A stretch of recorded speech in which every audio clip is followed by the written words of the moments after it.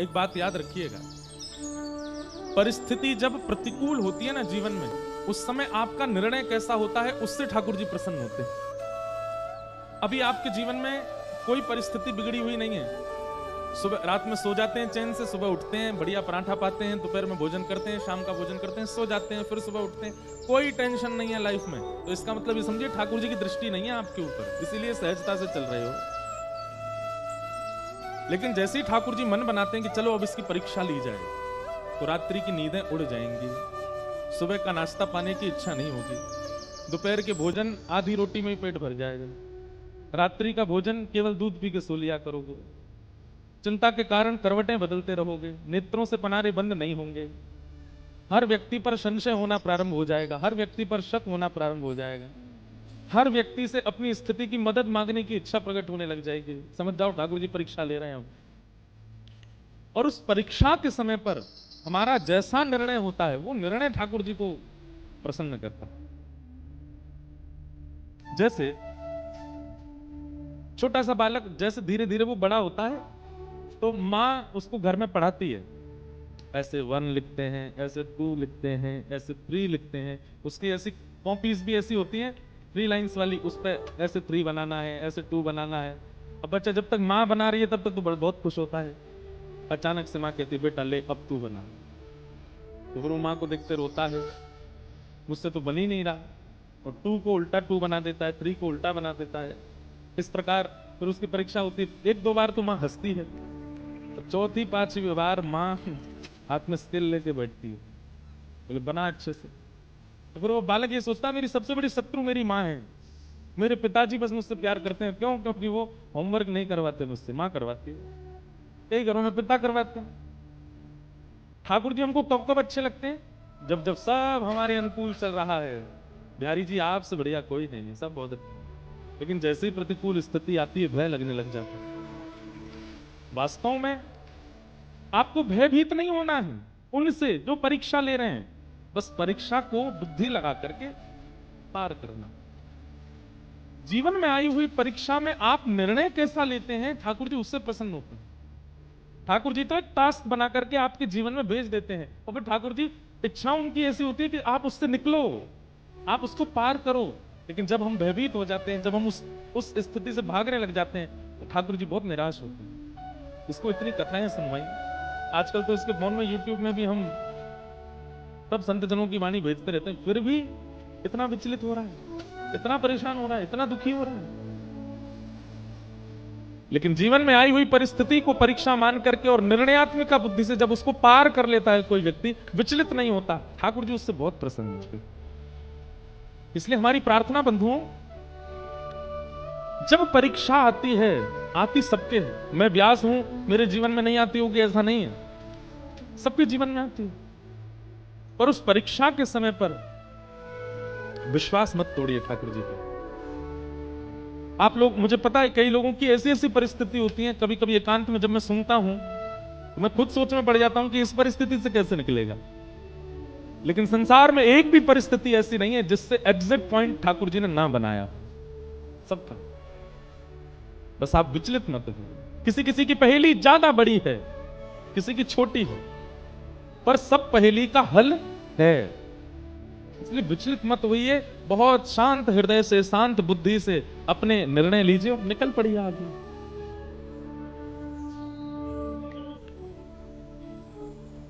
ठाकुर जी की प्रसन्नता नाम जप से है, ठाकुर जी की प्रसन्नता वैष्णव तिलक धारण से है, ठाकुर जी की प्रसन्नता एकादशी व्रत धारण से है। लेकिन ठाकुर जी की अति प्रसन्नता है कि जीवन में आने वाली विचलनताओं में आप धैर्य पूर्वक खड़े हो। जीवन में आने वाले उतार चढ़ाव को आप बड़ी आसानी से पार कर रहे हो, ठाकुर जी उससे अति प्रसन्न होते हैं।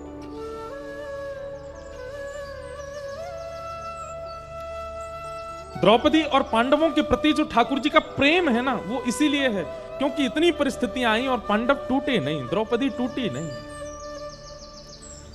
आज तो परीक्षा की पराकाष्ठा हो गई, जन्मदात बालक कितना प्रिय होता है मां को। बालक कभी अगर ऊधम मचाता है तो मां सबको डांट देती है, बोले इसको कुछ मत कहो, ये ऊधम करे मुझे बताओ, मैं इसको मारूं डांटू कुछ भी, और कोई इसको छुएगा नहीं। कई बार माँ ऐसा बोल देती है टीचर्स को भी कि ज्यादा उधम मचाए तो आप इसको देख लेना, लेकिन फिर थोड़े अगर वही टीचर उसको पीट पाट दे तो फिर माँ फिर लड़ने आ जाती है। बोले आपने इसको क्यों मारा, बोले इसने होमवर्क नहीं किया, तो बोले आप मुझे बताओ आप क्यों मार रहे हो। माँ कभी नहीं देख सकती कि उसके पुत्र को उसके अलावा कोई और डांटे, पर यहां द्रौपदी के 5 बालक मार दिए गए और वो हत्यारा सामने खड़ा है और द्रौपदी कहती है इसको मुक्त कर दो। कल हमने इसी विषय पर बृहद चर्चा की थी, 5 बातें कही, धर्मम न्यायम शकरुणम निर्वलीकम समम महत। द्रौपदी की बात में धर्म है, न्याय है, करुणा है, समता है। ठाकुर जी उससे प्रसन्न हो गए और भगवान ने अपना नाम द्रौपदी को प्रदान किया। अश्वत्थामा पकड़ा हुआ था, अर्जुन बोले अब क्या करें, तो आधी दाढ़ी मूंछ और शिखा छेदन करके उसको सभा से निष्कासित कर दिया। भगवान बोले भैया अब तुम्हारा सब सुलह हो गया है, महाभारत युद्ध तुम लोग जीत गए हो, अब हस्तिनापुर की गद्दी पर बैठो, आनंद करो, अब मुझे आज्ञा दो, बहुत दिन हो गए हैं मैं द्वारिका से बाहर हूं, अब मैं वापस द्वारिका जा रहा हूं। ठाकुर जी जैसे ही रथ में आरूढ़ होकर के द्वारिका को प्रस्थान करने लगे, इतने में ही अर्जुन की पुत्र वधू, अर्जुन के पुत्र का नाम अभिमन्यु और अभिमन्यु की पत्नी उसका नाम उत्तरा, उत्तरा भगवान की ओर दौड़ी दौड़ी चली आ रही है और दोनों भुजाएं उठा करके ठाकुर जी से क्षमा याचना करती हुई रक्षा की कामना कर रही है। पाहि पाहि महायोगिन देव देव जगतपते नान्यम तद्भयम पश्ये यत्र मृत्यु परस्परम। हे नाथ मेरी रक्षा करो। भगवान बोले अभी द्रौपदी को मुक्त किया, अब ये कौन रोने लगा। तभी देखा कि पुत्र वधू अभिमन्यु की वधू रोती हुई आ रही है। भगवान ने तुरंत कहा उत्तरा क्या बात है, क्यों रो रही हो। बोले देखिए ना, जिस अश्वत्थामा को अभी सभा में अपमानित करके बाहर निकाल दिया, उसी ने ब्रह्मास्त्र छोड़ दिया है मेरे गर्भ के बालक को मारने के लिए। भगवान ने जैसे ब्रह्मास्त्र को देखा तो अंगुष्ठ मात्र एक और रूप धारण किया। एक रूप से तो सामने खड़े हैं और एक रूप से अंगुष्ठ मात्र रूप धारण करके गर्भ में प्रवेश किया और भगवान की गदा का नाम है चक्रा। क्या नाम है? ठाकुर जी की गदा का नाम है चक्रा। अपनी चक्रा नाम की गदा को ठाकुर जी ने द्रुत गति से घुमाया और गर्भ के उस बालक की रक्षा हुई।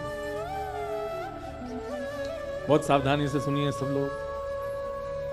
भगवान ने उस गर्भ के बालक की रक्षा की। वही बालक भविष्य में परीक्षित हुए, जो भागवत के श्रोता हैं। हमारे पूज्य पिताजी महाराज के गुरुदेव अनंत श्री विभूषित श्री रामानुज प्रपन्नाचार्य गुरुजी महाराज, मेरे दादा गुरुदेव, इतनी सुंदर बात कहते थे, इतनी पते की बात कहते थे।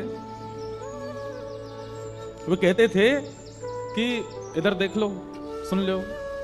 वे कहते थे कि जिस गर्भ में ना जाना पड़े उसकी सारी योजनाएं सारे शास्त्र बताते हैं। भजन करो, नाम जप करो, पुण्य करो, सत्कर्म करो, कीर्तन करो, तिलक लगाओ, आदि आदि सब सत्क्रियाएं करो। क्यों? क्योंकि इन सब के करने से पुनर्जन्म न विद्यते, पुनर्जन्म नहीं होता, फिर एक ही जन्म में सब कट जाता है। हमारे पूज्य पिताजी महाराज के गुरुदेव कहते कि गर्भ में ना आना पड़े इसी की योजना भागवत जी बताती हैं, इसी की योजना मानस जी बताती हैं, इसी की योजना वाल्मीकि रामायण बताती हैं। और उसी गर्भ में ठाकुर जी ऐसे प्रवेश कर गए बिना कुछ विचार किए। आपको पता है जब मां के गर्भ में बालक होता है, श्रीमद् भागवत के 3 स्कंद में कपिल विभूति संवाद में जंतु स्तुति है। वहां पर भगवान कहते हैं कि नरक से भी ज्यादा कष्टदायी होता है मातृ गर्भ। कभी आपको अवसर लगे, हमने एक कथा की थी नासिक में 1 महीना की, उस कथा में आप लोग सुनिएगा। वहां कपिल विभूति संवाद हमने विस्तार से कहा था। तब वहां ये स्तुति गाई थी कि गर्भ का बालक जो स्तुति गाता है वो स्तुति कैसे करता है। गर्भ के बालक की इतनी भयावह परिस्थिति होती है,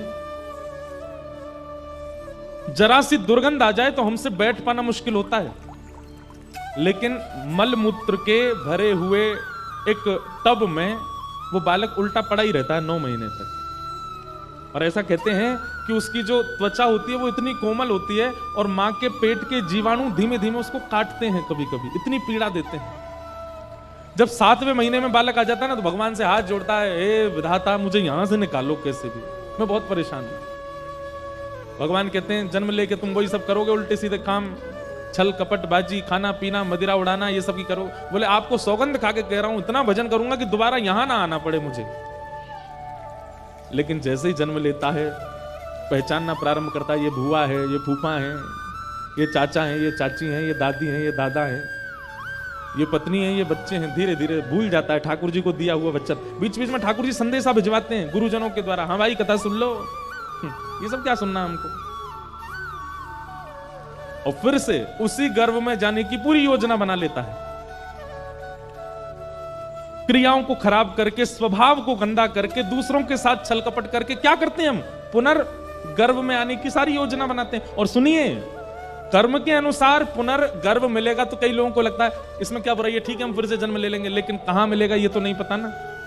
हो सकता है मानव के गर्भ में नहीं गए, कुकर सुकर के गर्भ में गए, तो मानव तो फिर भी बहुत सदा हुआ भोजन करता है, वो लोग तो कुछ भी खा लेते हैं, और वो जो खाते हैं वो सब बालक को पीड़ा देते हैं भीतर। कई बार तो आपको विश्वास नहीं होगा, जन्म देके जानवरों की जो माताएं होती हैं वो जन्म देके अपने बालकों को ही खा जाती हैं। अब सोचो, कोई आना चाहता है, पुनर्जन्म लेना चाहता है, लेकिन फिर भी अपनी क्रिया नहीं सुधारता, स्वभाव नहीं सुधारता, अपने वचन नहीं सुधारता, अपने नियम नहीं सुधारता, योजना पूरी बनाता है पुनर्जन्म की। तो पूरी बात हम ये कहना चाहते हैं कि पुनर्जन्म ना लेना पड़े उसी की योजनाएं सारी बताई गई, मातृगर्भ में ना आना पड़े, पीड़ा ना सहनी पड़े, उसी की योजना सब बनाते हैं। तो फिर भगवान कैसे उत्तरा के गर्भ में प्रवेश कर गए। हमारे पूज्य गुरुदेव भगवान, दादा गुरुदेव भगवान कहते हैं कि भैया परीक्षित राजा है इसलिए बचाने गए, नहीं, परीक्षित अर्जुन का होने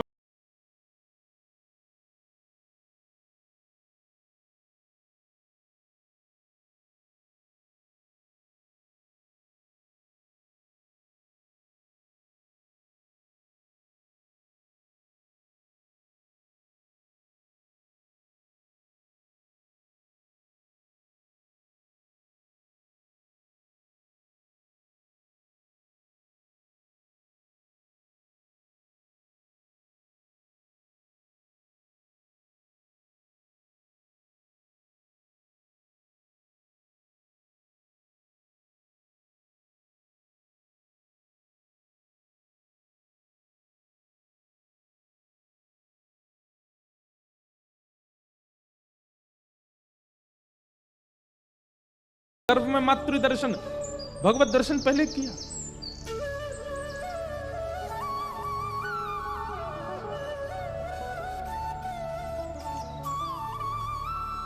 भगवान ने उत्तरा के गर्भ में प्रवेश करके उनके बालक की रक्षा की,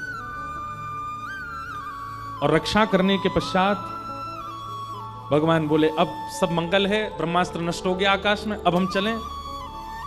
तो कुंती स्तुति गाने लगी भगवान की। कुंती ने बहुत सुंदर स्तुति गाई। कुंती कहती हैं, नमस्ये पुरुषं पाद्यम ईश्वरं प्रकृते परम अलक्ष्यं सर्वभूतानामन्तः बहिरवस्थितम् माया जवनिकाच्छन्नः आज्ञादोक्षजमव्ययम् न लक्ष्यसे मूढदृशाम् नटो नाट्यधरो यथा कि तथा परमहंसानां मुनीनाममलाशनां भक्तियोग विधानार्थं कथं पश्येम हि स्त्रियः।